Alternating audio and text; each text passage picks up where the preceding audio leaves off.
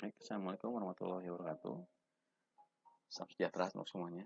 Di sini saya akan menjelaskan step berikutnya itu adalah accounting. Di mana accounting ini eh, tugasnya adalah mengecek keuangan dan melakukan pembelian. Oke, di sini kita lihat saja langsung menu accounting. Saya sedang batuk ya. Di sini ada monitoring. Monitoring ini adalah mengecek ya dana tunai, total dana bank, total hutang, dan nilai stok ya. Ini adalah grafik ya, grafik untuk kita bisa memonitoring ya, hutang versus piutang dalam 1 tahun. Lalu sini ada laba versus pengeluaran dalam 1 tahun, penjualan dan versus pembelian dalam 1 tahun. Jadi sebagai parameter kita dalam melakukan business development di bidang detail ya nantinya. Lalu sini ada estimasi. Nah, estimasi ini adalah metode untuk kita mengecek ya, mengecek kebutuhan dari stok ya. Jadi saya di sini menggunakan konsep ITR ya. Sebetulnya sedikit saya akan menduplikat konsep ITR, yaitu inventory turnaround rate ya. Jadi betul-betul kita melakukan perencanaan pembelian secara komprehensif sesuai dengan data barang keluar. Artinya kita tidak perlu capek-capek mengecek stok satu-satu, maka dalam proses estimasi pembelian cerdas ini kita akan bisa mengetahui berapa sebetulnya barang yang harus kita stok di dalam sistem, di dalam gudang Anda ya, agar tidak terjadi kekurangan stok tentunya berdasarkan tren pembelian tren penjualan pada perusahaan Anda. Jadi Anda bisa lihat tentang analisisnya berapa hari ya, 30 hari atau 60 hari. Oke. Lalu target stoknya untuk sampai berapa hari ya, 30 hari misalnya. Oke, ini adalah dia tentunya akan mengambil data terbaru ya dari 30 hari sekarang. Lalu setelah selesai semua ya, ini adalah jika ditampilkan semua ya, kita cek dulu, kita buat rencana,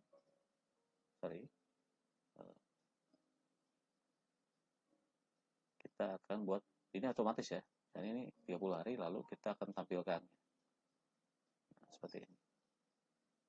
Jika secara otomatis melihat data yang memang direkomendasikan. Nah, kebetulan ini aman semua ya, stoknya aman semua, tidak ada yang perlu dibeli.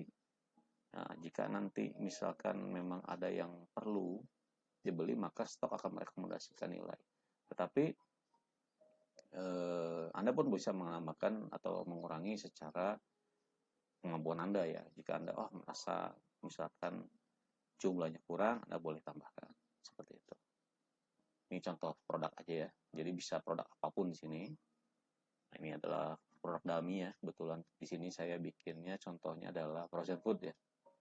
Nah, frozen food ya akan memunculkan data-data kebutuhan nanti. Ya, jadi misalnya Anda bisa checklist, misalnya kita contohkan ini, misalnya kita butuh 5 kg.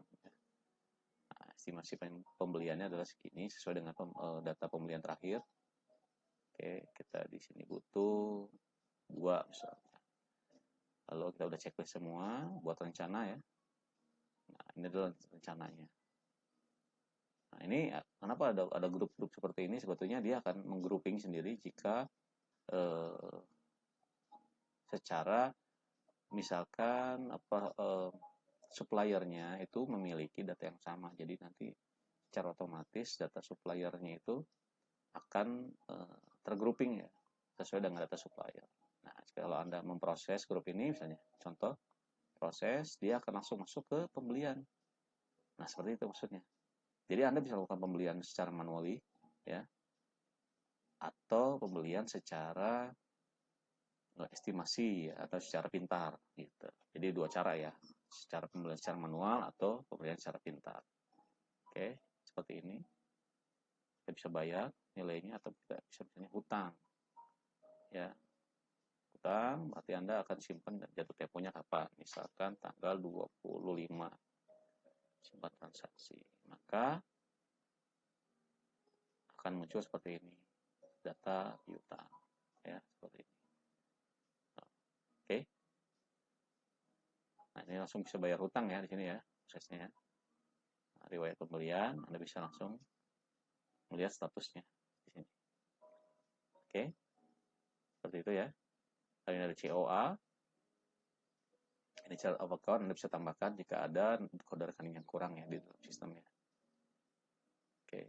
Misalnya ini kas kasir. Kas kasir itu termasuk ke dalam apa? Nah, ini Anda bisa lakukan perubahan. Kebetulan ini kunci ya. Ada beberapa yang dikunci. Oke. Lalu yang ada jurnal ya, data jurnal. Selisihnya. Oke. Ini ada saldo awal, akhir, saldo awal kemarin. Akhir. Ini ada laporannya, lalu ini ada cara menginputkan saldo awal ya. Di sini ada stok awal. Ya. Jadi ada tadi ada saldo awal, mungkin ini saya setting ulang ya, ini lagi online. Kita bagi sedikit. Tapi ini akan muncul nanti ya. Jumlah saldonya mirip seperti ini. Berapa nilainya, gitu ya. Lalu ada pembelian. Nah, ini pembelian manual ya. Oke, kalau memasukkan stok baru, adalah langsung pembelian saja. Seperti itu. Ya. Oke. Pembelian ya. Ini seperti ada sedikit. Nah, ini masuk ya. Langsung cari lagi, misalnya barangnya yang lain. Misalkan daging ya. Oh, sorry, ini filter supplier kita matikan.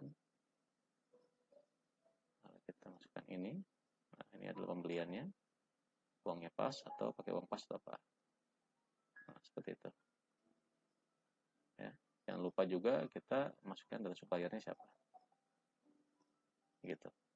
Oke. Lalu misalkan kita hutang ya. Ini deadline-nya kapan? Misalkan tanggal 25 seperti tadi ya. Atau kita bayar tunai. Nah, kita bayar tunai saja sesuai ya, jumlah transaksi, maka transaksi berhasil. Ya, stok sudah bertambah ya. Kalau di sini ada laba rugi. Ya, data laba rugi. Periodik ya. Ini pendapatan dan rincian beban ya. Kalau ini neraca, tipe dan kewajiban ya. Oke, entitasnya kosong. Oke, ini cetak. Kemudian pengeluaran umum ya, harus bisa inputkan data pengeluarannya. Seperti ini. Lalu ini ada buku rekening ya, artinya bank ya. Anda bisa lihat transaksi debit kreditnya di sini. Oke. Seperti itu. Betulnya ada yang ada transaksi ya, kita lihat. Nah, ini seperti ini. Ini ada masuk kredit ya, 77.000, tadi ada pembayaran ya. Bisa tambah transaksi juga. Misalkan. Nah, ini harus ada nilainya ya, tentunya ya. Nah, ini ada COA. Jadi sudah lengkap ya. Lalu ini ada mutasi bank. Ya. Transaksi dan untuk memutasi dana bank ya. Lalu ada laporan keuangan ya, Anda boleh pilih. Sama sebetulnya, ini ada shortcut saja. Ya, jurnal, ada buku besar, laba rugi, neraca, balet, sama. Lalu ini adalah stok operasional jika Anda menggunakan barang untuk kegiatan operasional. Misalnya Anda masukin data plastik ya, untuk packing, ya lalu Anda keluarkan. Jadi ini akan masuk pada beban ya nanti. Oke. Lalu laporan kasir sini. Ini masih dalam lingkup keuangan ya. Laporan kasir bersama seperti pada kasir sebetulnya. Ini adalah laporan-laporannya sama seperti pada penjelasan kasir. Anda bisa buka di sana. Dan ini ada lognya. Oke, terima kasih. Mungkin itu saja bisa saya sampaikan untuk keuangan ya. Jika ada pertanyaan ataupun keluhan, Anda bisa sampaikan kepada kami, kepada tim lapangan ataupun kepada tim yang ada di website ya. Jadi kita ada live chat di sana. Anda bisa laporkan keluhan ataupun Anda ingin menambah gitu. Terima kasih atas perhatiannya. Assalamualaikum warahmatullahi wabarakatuh.